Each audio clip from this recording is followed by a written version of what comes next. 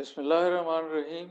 This is Salim Akhtar Malik, your host at the Observation Post channel.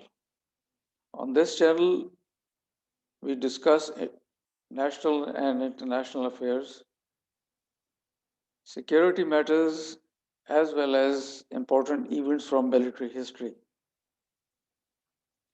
You can interact with me on my channel by commenting on my videos, which I hold in high esteem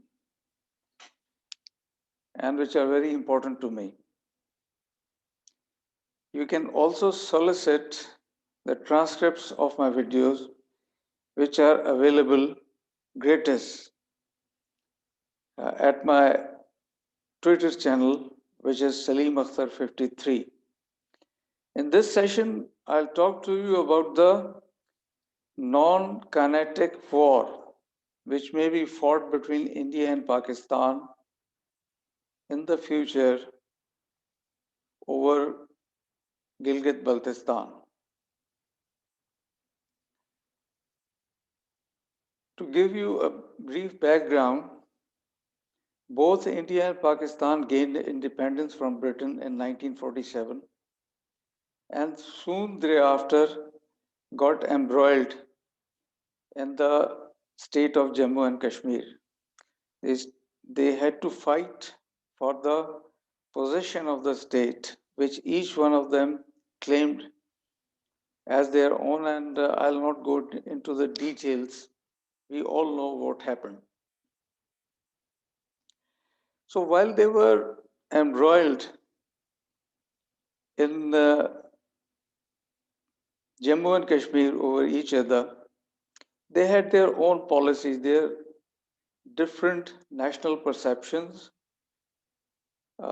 vision, as well as strategies as to how they are going to evolve into modern states. For India, which was ruled by Nehru, now Nehru considered India as the successor to the British Raj, and therefore he thought that India was the successor to the British Raj, not only in the subcontinent but in the region all around. He had grand ambitions and he wanted to become a member of the elite club, which I call the geostrategic aristocracy. The people who, or the countries which are industrially advanced and powerful, militarily powerful. So, for the fruition of his strategic objectives, he sought all the symbols of geostrategic uh, aristocracy, and which were a nuclear program of his own, which had a military dimension, possession of an aircraft carrier, and even a power block of his own, which we know as the non-aligned movement. So that was his ambition, and for which he had been working. And he, at that time, he symbolized India, and since after him, because he was a towering personality. The leaders of India followed his policies even now, uh, whereas the government now in power in India is uh, vehemently against the Congress party, which ruled India for more than half a century. It is still following the policies of Nehru. On the other hand, Pakistan was since independence uh, embroiled, I would say, embroiled in its own problems. Whereas it was fighting with India over Kashmir, it was also fighting with itself because of two factors. Those were the political leadership, which was very weak, and the backward economy, which it had inherited. Interestingly, even 7 decades after its independence, Pakistan is still grappling with the same problems. It is politically weak and it is having an economy which no one can be proud of, no Pakistani can be proud of. A very, very weak economy. We come back to the first Kashmir War, which was fought between India and Pakistan during 1947-1948 for the possession of Jammu and Kashmir state. As a result, I'll again not go into details.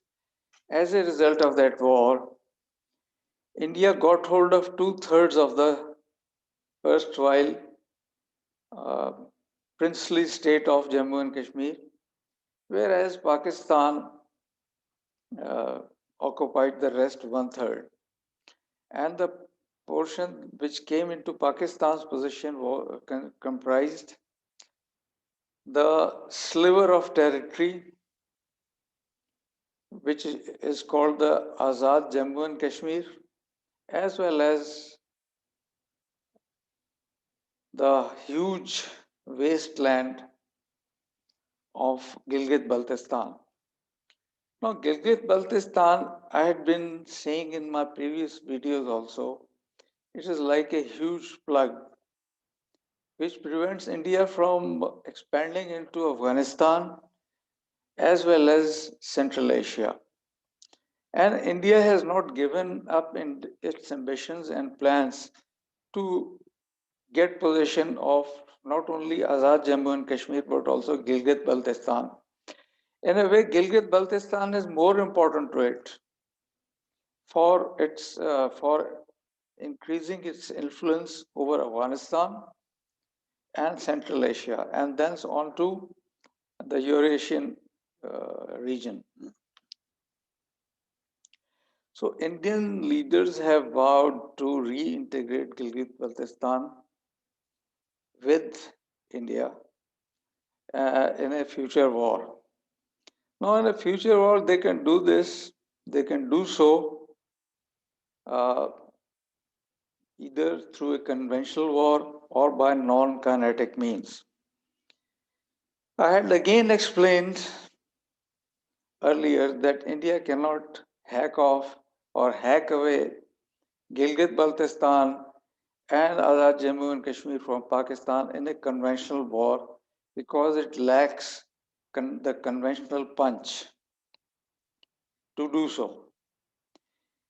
More so, both India and Pakistan are nuclear powers, and it would be suicidal for both of them. It would be rather a mutual harakiri. If I borrow the Japanese word for it, it would be a mutual harakiri if they indulge themselves in a conventional war over Jammu and Kashmir or in any dispute, territorial dispute.